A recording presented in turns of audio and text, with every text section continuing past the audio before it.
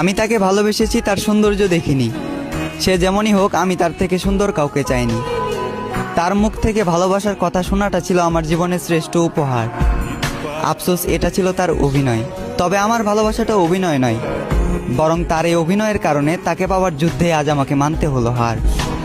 একটা সময় হাসির রাজ্যের রাজা ছিলাম, আজ সেই হাসিটাকেও হারিয়ে ফেললাম। আমি জানি আমি তার প্রথম নয়, বরং দ্বিতীয় ভালোবাসা ছিলাম। তবুও সে চিন্তাবাদ দিয়ে তাকে ফুলের মতো আগলে রাখলাম। আফসোস, সে ফুলের কাঁটাতেই আমার জীবন গেল, যে ফুলটা একটা সময় আমাকেও ভালোবাসার কথা বলেছিল। খারাপ তো তখনই লাগলো যখন দেখলাম চোখের সামনে অতি আপন মানুষটা হয়ে গেল পর।